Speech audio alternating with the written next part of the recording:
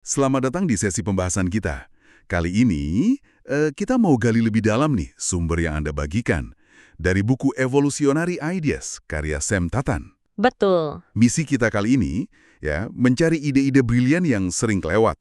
Bukan yang baru banget, tapi adaptasi cerdas dari yang udah ada. Coba bayangin deh, analogi dari Seth Sutherland. Ada 100 orang mau naik gunung, nggak ada peta. Hmm. Semua coba rute macam-macam, banyak yang gagal, ada yang setengah berhasil, terus bagi-bagi info. Akhirnya, cuma satu yang nyampe puncak. Nah, lucunya di situ. Kita seringnya cuma kagum sama yang satu orang itu, si jenius yang sampai puncak. Kita lupa semua proses jatuh bangunnya, coba-cobanya, kegagalannya. Iya kan? Proses evolusi idenya itu. Iya, bener banget. Padahal itu yang bikin dia bisa sukses. Terus pas udah di puncak, wah rute terbaik kelihatan jelas banget dari atas. Jadinya kita gampang nulis ulang cerita, seolah-olah emang dari awal udah jelas jalannya ke sana. Padahal wah belok-belok, buntu di mana-mana. Persis. Dan sumber Anda ini menyoroti gimana kita suka menyederhanakan cerita sukses. Contohnya kayak narasi Perang Kemerdekaan Amerika. Seringnya kan digambarin kayak rencana hebat gitu ya. Padahal aslinya, jauh lebih rumit, banyak faktor kebetulan juga. Nah, itu dia. Contoh bagus gimana narasi yang udah jadi itu sering lupain peran evolusi ide. Oke. Jadi, inti dari sumber yang Anda kasih ini sebenarnya, inovasi keren itu nggak harus selalu nemuin hal yang bener-bener baru yang revolusioner gitu. Sering banget, solusi paling oke itu malah datang dari adaptasi ide yang udah terbukti jalan. Adaptasi ya. Iya, sumbernya bisa dari mana aja. Dari alam, itu biomimikri namanya, atau dari teknologi zaman dulu kayak metode TRIZ itu, atau ini yang mungkin agak kaget, dari cara kerja otak kita sendiri, psikologi evolusioner. Wah, menarik nih. Jadi, sesi ini kita bakal bareng-bareng sama Anda nih, bongkar ide-ide evolusioner ini. Tujuannya biar Anda bisa dapat intinya, dapat momen ahanya tanpa pusing sama detail. Siap nih, lihat gimana kebijaksanaan masa lalu bisa bantu kita pecahin masalah masa depan. Siap dong. Yuk, mulai. Pertanyaan pertama nih. Kenapa ya kita kayaknya terobsesi banget gitu sama ide-ide baru yang gede, yang revolusioner? Nah, sumber Anda nyebutnya mindset kreasionis. Ada beberapa alasan psikologis sih. Pertama, kita suka cerita soal niat baik, soal status penemu jenius gitu. Terus ada juga bias optimisme, kita suka mikir, kali ini pasti beda, pasti berhasil. Padahal sejarah inovasi kan penuh cerita gagal ya kan? Iya juga ya. Tapi ada satu lagi yang menarik, namanya bias proporsionalitas. Bias proporsionalitas. Apaan tuh? Kedengarannya agak akademis gitu. Hehe, ya. Sederhananya gini, kita punya kecenderungan mikir kalau masalahnya gede, solusinya juga harus gede dan baru. Contoh zaman dulu banget, percaya kalau penglihatan kelelawar bisa nyembuhin buta. Kan nggak nyambung. Tapi karena masalahnya besar, solusinya dicari yang aneh. Oke, oke. Atau contoh modern, susah nerima kalau peristiwa seheboh pembunuhan presiden misalnya. Kok pelakunya cuma satu orang? Rasanya nggak sepadan gitu loh. Masalah besar, penyebabnya kecil. Kita maunya penyebabnya juga besar. Padahal ya, seringnya solusi kecil atau adaptasi itu malah lebih efektif. Jadi kita kayak otomatis nyari solusi yang wah buat masalah yang wah gitu ya. Padahal seringnya justru yang simpel atau adaptasi yang jalan. Saya jadi ingat kutipan B.J. Fogg, yang kecil itu hebat, apalagi buat ubah perilaku. Terus, pitch film Alien itu kan katanya cuma jos di luar angkasa. Nah, itu dia. Adaptasi cerdas banget kan? Iya. Jadi fokusnya geser nih, bukan nyari apa yang baru buat dilakuin, tapi nyari cara beda buat ngelakuin sesuatu. Nanyanya gini, dulu masalah kayak gini pernah dipecahin gimana ya? Dan tempat pertama buat nyari inspirasi adaptasi, ya alam sekitar kita. Oke, kita masuk alat inovasi nomor 1. Belajar dari alam. Biomimikri. Intinya, kita nyontek desain dari makhluk hidup yang udah lolos seleksi alam jutaan tahun. Sumber Anda kan ngasih contoh keren tuh, soal kereta peluru Shinkansen seri 500 di Jepang. Betul, ini contoh klasik biomimikri. Jadi tantangan utama Shinkansen ini ternyata bukan cuma soal ngebutnya, tapi suaranya itu loh. Berisik banget, apalagi pas masuk terowongan. Ada fenomena ledakan terowongan, tunnel boom. Tunnel boom. Kayak gimana tuh? Jadi pas kereta masuk terowongan kencang banget, udara di depannya itu kedorong, kepres, terus pas keluar di ujung terowongan, bunyinya kayak ledakan. Nah ini ganggu banget. Dan di Jepang kan ada aturan ketat soal kebisingan. Terus, gimana alam bantu mecahin ini? Saya dengar ada hubungannya sama burung ya. Iya, bener banget. Salah satu insinyurnya namanya Eiji Nakatsu, kebetulan dia pengamat burung. Buat ngurangin suara berisik dari pantografi itu, lengan di atap kereta yang nyambung ke kabel listrik, mereka lihat gerigi di sayap burung hantu. Kan burung hantu terbangnya senyap banget tuh. Oh iya iya. Tapi buat masalah tunnel boom ini, solusinya datang dari burung lain. Raja udang atau kingfisher. Kingfisher yang suka nyamber ikan di air itu kan, yang nyemplungnya mulus banget. Apa hubungannya sama kereta masuk terowongan coba? Nah, itu dia pinternya. Kingfisher itu punya paruh yang bentuknya sangat efisien buat membelah permukaan air pas nyelam. Nyaris nggak ada cipratan. Tim insinyur ini mikir, wah ini kan mirip problem kereta membelah udara pas masuk terowongan. Ah, masuk akal. Akhirnya mereka tes macam-macam bentuk, ditembakin kayak peluru gitu ke dalam pipa, terus diukur tekanan udaranya. Dan bener aja, bentuk yang niru paruh Kingfisher itu yang paling efektif ngurangin tekanan. Hasilnya, hidung Shinkansen seri 500 didesain ulang mirip paruh Kingfisher. Keren banget. Hasilnya gimana? Hasilnya signifikan. Gak cuma suara tunnel boom-nya berkurang drastis, keretanya jadi 15% lebih hemat energi dan bisa 10% lebih cepat. Gara-gara niru paruh burung. Luar biasa ya. Satu contoh ini aja udah nunjukin betapa hebatnya biomimikri. Alam udah riset jutaan tahun, kita tinggal, pinjam idenya. Nah, selain dari alam, katanya kita juga bisa belajar dari temuan manusia di masa lalu. Ini kita masuk ke alat inovasi nomor 2. Belajar dari penemuan masa lalu, pakai metode TRIZ. TRIZ itu singkatan dari bahasa Rusia, teori penyelesaian masalah inventif. Ini metode yang sistematis banget buat inovasi. Dasarnya simple. Hampir semua masalah teknis yang Anda hadapi sekarang, kemungkinan besar udah pernah ada yang mecahin di bidang lain, di industri lain. Mungkin caranya agak beda, tapi prinsipnya sama. Yang ngembangin namanya Heinrich Altschuler, insinyur Soviet dulu. Dan ceritanya unik ya, dia bikin ini pas di penjara. Betul, jadi dia ditugasin nganalisis ribuan paten nyari polanya gitu. Ironisnya dia malah dipenjara karena dianggap terlalu kritis sama pemerintah. Tapi di penjara itu dia malah pakai metodenya buat masalah dia sendiri. Gimana caranya tidur tanpa ketahuan penjaga.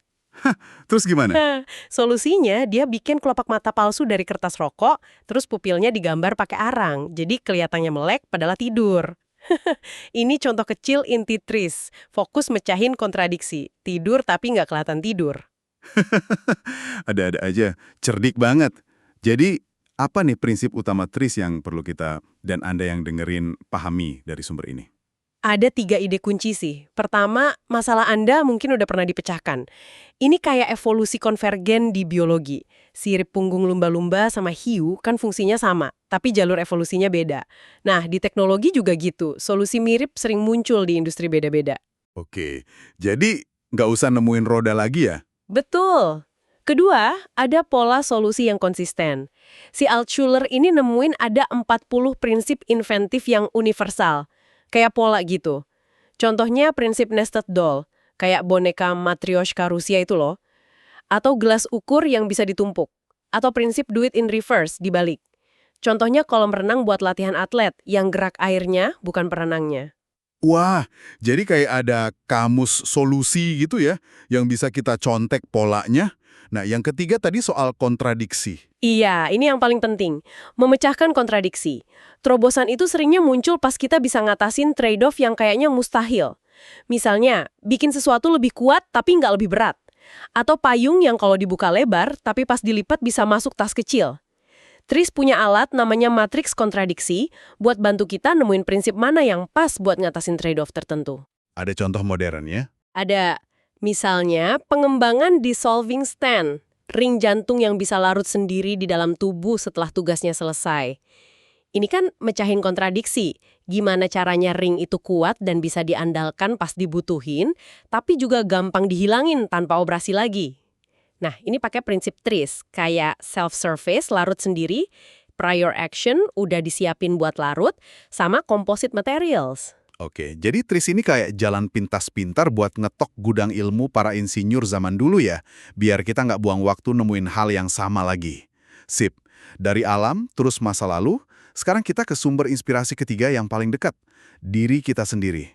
Alat inovasi #3, belajar dari psikologi evolusioner.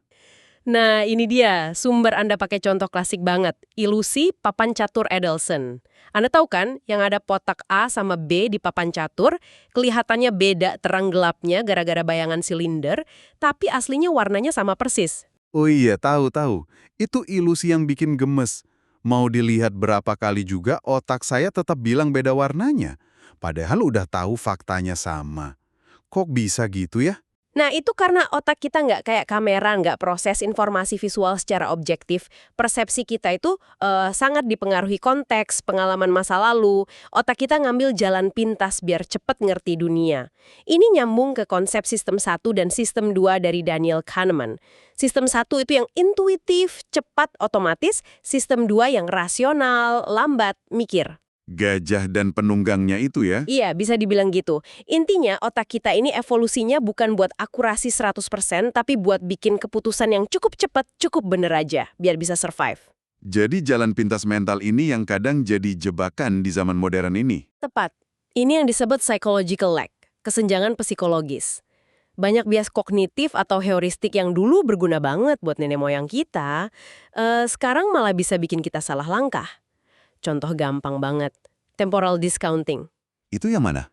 Kecenderungan kita milih hadiah kecil sekarang daripada nunggu buat dapat hadiah yang lebih besar nanti. Dulu masuk akal. Kalau makanan langka, mending ambil yang ada sekarang. Besok belum tentu ada.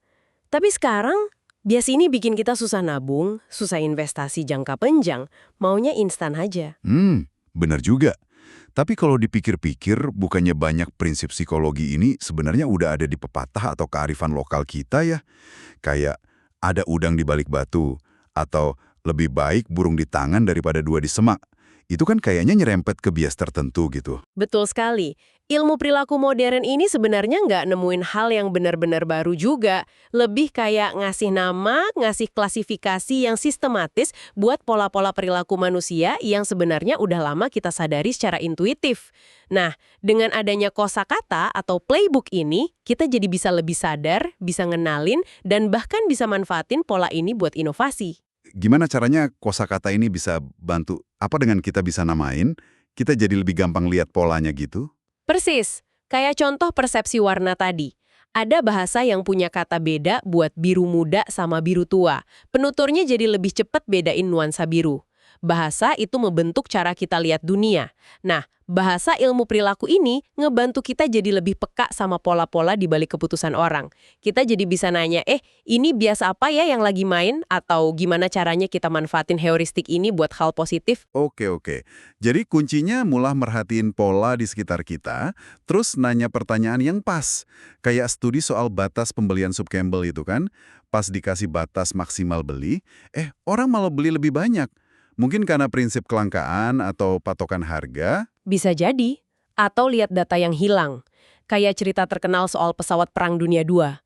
Insinyur mau perkuat bagian yang paling banyak kena tembak pas pulang misi. Tapi ada ahli statistik bilang, justru perkuat bagian yang nggak ada lubang tembaknya. Kenapa? Karena pesawat yang kena tembak di bagian itu, yang nggak pernah pulang. Iya. Kisah Abraham Walt itu ya. Melihat apa yang tidak terlihat. Betul.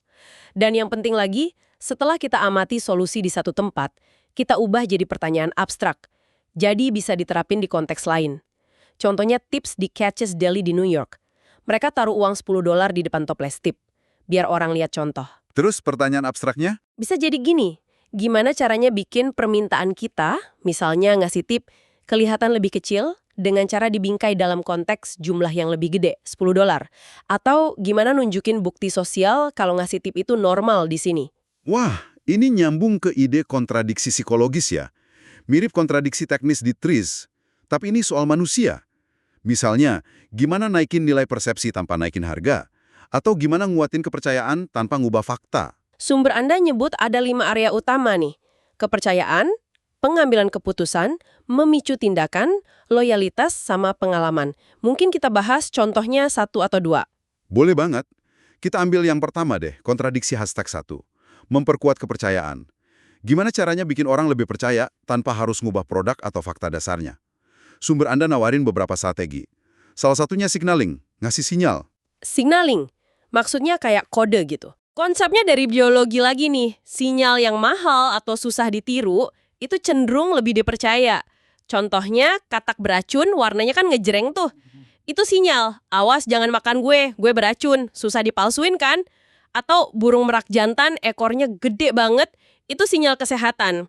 Butuh energi besar buat numbuhin dan ngerawat ekor segitu. Intinya, omongan itu murah. Oke, terus di bisnis gimana? Ya, bisa berupa detail kecil yang nunjukin usaha ekstra. Contoh di sumber ini agak unik. Detail testis kuda di game Red Dead Redemption 2 yang bisa nyusut kalau cuaca dingin. Fitur ini kan nggak penting-penting amat buat gameplay, tapi bikinnya mahal, butuh usaha. Nah, detail kayak gini jadi sinyal kualitas keseluruhan game. Orang mikir, wah detail kecil gini aja diperhatiin, pasti aspek lainnya juga bagus. Contoh lain mungkin kayak arsitektur bank yang kelihatan megah dan kokoh ya. Atau permintaan uniknya band Van Halen soal permen M&M's tanpa warna coklat di backstage. Nah, itu dia yang M&M's itu contoh canary in the coal mine. Bukan soal permennya, tapi jadi tes. Kalau permintaan simple ini aja nggak beres, gimana sama persiapan teknis panggung yang jauh lebih rumit dan penting? Itu sinyal. Oke, itu costly signaling. Ada lagi? Ada, namanya operational transparency sama labor illusion. Intinya, kita itu cenderung lebih menghargai sesuatu kalau kita lihat ada usaha di baliknya. Apalagi buat hal yang kualitasnya susah diukur. Justru kalau prosesnya disembunyiin, kepuasan bisa turun. Oh, jadi nunjukin dapurnya atau proses kerjanya malah bagus ya? Kayak website travelkaya.com dulu, yang pas kita nyari tiket, dia nunjukin animasi lagi nyari ke berbagai maskapai. Jadi kita ngerasa dia kerja keras buat kita. Yang belang-belang, itu semua ngasih ilusi kerja. Terakhir ada social proof, bukti sosial. Ini naluri dasar kita buat ikut-ikutan orang banyak. Kayak lihat restoran rame, kita jadi pengen coba ya. Atau lihat ulasan online yang banyak. Iya, contoh cerdas dari sumber Anda tuh rip tag di selebaran. Sobekan kecil di bagian bawah yang bisa disobek orang. Itu gabungin bukti sosial, wah udah ada yang tertarik nih. Sama kelangkaan, tagnya tinggal dikit lagi. Oke, itu tadi soal kepercayaan. Kita coba satu lagi deh biar dapat gambaran. Misalnya kontradiksi 5, meningkatkan pengalaman tanpa ngubah durasi aslinya. Gimana tuh caranya? Ini juga seru. Kuncinya ada di perbedaan antara clock time, waktu di jam, objektif, sama brain time, waktu di otak kita, subjektif. Persepsi kita soal waktu itu elastis banget. Kadang rasanya cepet, kadang lambat. Tergantung kita lagi ngapain, lagi ngerasain apa. Terus ada peak and rule itu ya, aturan puncak akhir dari Kahneman. Katanya ingatan kita soal sebuah pengalaman itu lebih dipengaruhi sama momen paling intens, puncaknya, sama bagian akhirnya. Bukan lama atau sebentarnya. Bener Judo? Bener banget. Eksperimen klasik Kahneman soal air dingin itu nunjukin hal ini. Orang disuruh masukin kangen ke air es. Ada yang sebentar, tapi akhirnya dingin banget. Ada yang lebih lama dikit, tapi di bagian akhir, airnya dibikin sedikit lebih anget. Hasilnya, orang lebih milih pengalaman yang kedua, yang lebih lama, tapi akhirnya lebih enak. Ingatan yang nempel itu yang akhirnya lebih nyaman. Wah, implikasinya gede dong buat bisnis jasa misalnya. Banget. Intinya, ciptain momen puncak positif yang nggak terduga, dan pastiin akhir pengalamannya itu menyenangkan. Contohnya kayak Magic Castle Hotel di LA, yang punya Popsicle Hotline. Tamu lagi di kolam renang, bisa telepon, nanti diantarin es loli gratis pakai nampan perak. Itu kan jadi puncak pengalaman yang nggak terlupakan. Atau hal simpel kayak ngasih permen atau coklat pas bayar di restoran ya. Itu buat manisin akhir pengalaman. Bisa jadi. Terus ada konsep occupied time, waktu terisi. Waktu nunggu itu rasanya jauh lebih lama daripada waktu yang kita isi dengan aktivitas. Contohnya keluhan di Bandara Houston soal nunggu bagasi. Dulu orang ngeluh lama banget nunggunya, solusinya area kedatangan dibikin lebih jauh dari pengambilan bagasi. Jadi orang jalan lebih lama, waktu terisi, pas sampai tempat bagasi, nunggunya jadi lebih sebentar, waktu kosong. Keluhan langsung hilang. Cerdik. Atau kayak masang cermin dekat lift, biar orang sibuk nyaca sambil nunggu. Atau sekarang banyak layar informasi, atau bahkan dispenser cerita pendek di stasiun. Intinya isi waktu tunggu itu biar nggak kerasa lama. Jadi semua contoh ini nunjukin hal yang sama. Inovasi cerdas itu nggak melulu soal bikin sesuatu yang baru dari nol. Kita bisa lebih efektif, lebih efisien, kalau kita mau belajar dan mengadaptasi solusi yang udah ada. Dari alam, dari masa lalu, dan dari pemahaman soal diri kita sendiri. Pendekatan yang lebih manusiawi lah. Oke. Jadi pesan buat Anda yang dengerin nih, coba mulai sekarang lihat sekeliling pakai kacamata baru ini. Perhatiin deh pola-pola solusi adaptif ini di keseharian. Jangan-jangan nanti malah ngalamin fenomena Baader-Meinhof, habis denger ini jadi lihat contohnya di mana-mana. Bisa jadi. Dan coba tantang juga pikiran kalau kreativitas itu harus bebas tanpa batas. Sumber ini malah nunjukin sebaliknya. Justru batasan, kerangka kerja kayak TRIS, checklist, pertanyaan yang fokus, itu bisa jadi pemicu ide yang luar biasa. Ada kebebasan justru di dalam batasan. Nah, sebagai penutup nih, mungkin pertanyaan buat direnungkan sama Anda. Daripada kita selalu pusing mikir, gimana ya caranya biar benar-benar original? Gimana kalau kita lebih sering mulai dengan pertanyaan? Dulu, masalah kayak gini pernah dipecahin gimana ya? Mungkin di tempat lain, di bidang yang beda banget? Tentu aja. Kalau Anda mau gali lebih dalam, sumber yang Anda bagikan, buku Evolutionary Ideas oleh Sam Tatam itu, isinya jauh lebih banyak contoh, kerangka kerja praktis, kayak daftar pertanyaan inovasi di akhirnya, dan bahasan lengkap soal 5 kontradiksi psikologis tadi. Lengkap banget. Oke deh, terima kasih banyak sudah menyimak pembahasan kita kali ini. Semoga ini ngasih perspektif baru ya tentang gimana kita bisa berinovasi dengan lebih cerdas lagi. Sampai jumpa!